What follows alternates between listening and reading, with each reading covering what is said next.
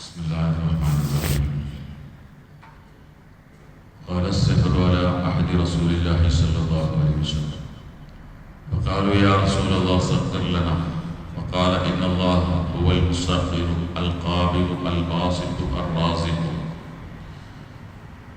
ഒരിക്കൽ റസൂലുള്ളാഹി സ്വല്ലല്ലാഹു അലൈഹി വസല്ലം കാലത്ത് മദീന മാർക്കറ്റിൽ സാധനങ്ങൾക്ക് വില വർധനവുണ്ടായി. പെട്ടെന്ന് സാധനങ്ങൾക്ക് വില വർദ്ധിച്ചപ്പോൾ ജനങ്ങൾക്ക് ബുദ്ധിമുട്ടായി. സഹാബാക്കൾ വന്ന് നബിയോട് പരാതി പറഞ്ഞു, നബിയെ മാർക്കറ്റിൽ സാധനങ്ങൾക്ക് വില കൂടിയിരിക്കുകയാണ്, അതുകൊണ്ട് താങ്കൾ ഒന്ന് സഖറിലന, ഞങ്ങൾക്കൊന്ന് എല്ലാ സാധനങ്ങളും വില നിശ്ചയിച്ചു തരണം.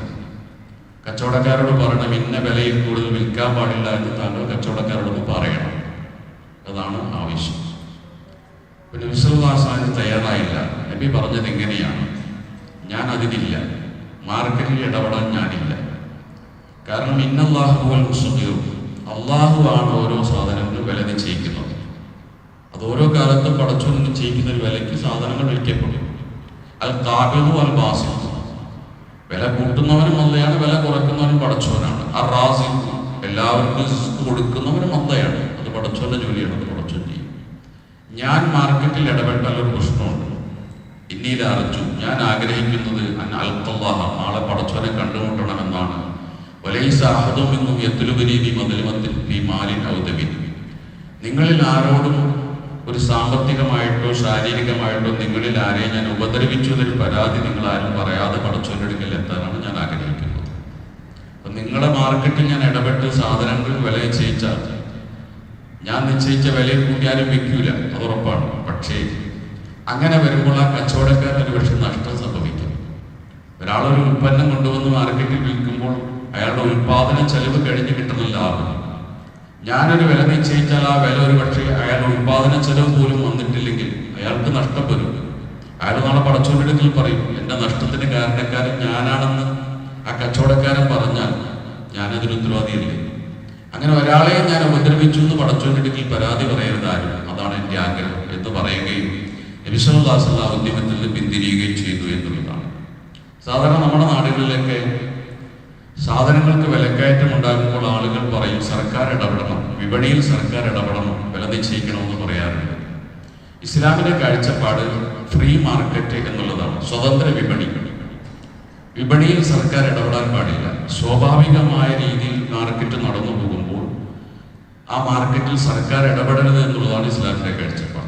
സ്വാഭാവികമായ വിലവർദ്ധനകൾ കാലഘട്ടങ്ങളിൽ ഉണ്ടാകും, അത് സർക്കാർ നിശ്ചയിക്കാൻ പാടില്ല, വില നിയന്ത്രിക്കാൻ പാടില്ല.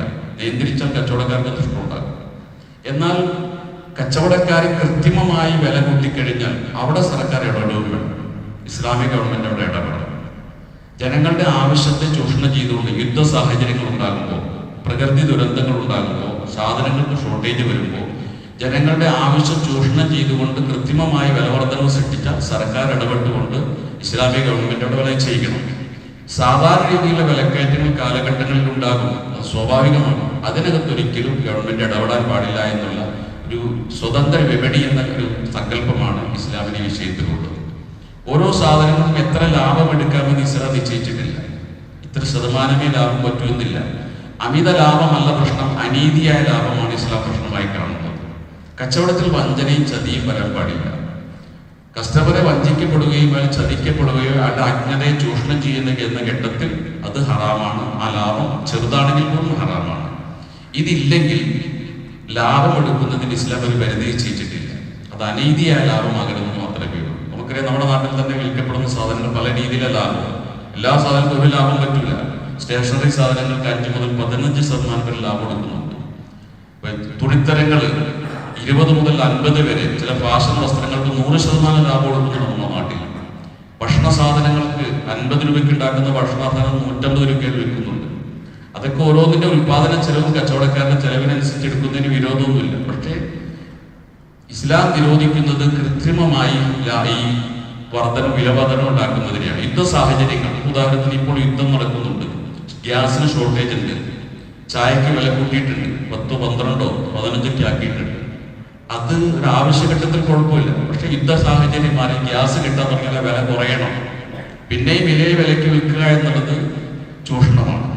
അപ്പൊ അതാണ് ഒന്ന്, കസ്റ്റമർ വഞ്ചിക്കപ്പെടാൻ പാടില്ല, അയാളുടെ അജ്ഞതയെ ചൂഷണം ചെയ്യാൻ പാടില്ല, മാർക്കറ്റ് വിലയേക്കാൾ കൂട്ടി വിൽക്കാൻ പാടില്ല, വിൽക്കുന്ന അത് വാങ്ങുന്ന കസ്റ്റമർക്ക് അതിൽ തൃപ്തി ഉണ്ടായിരിക്കണം.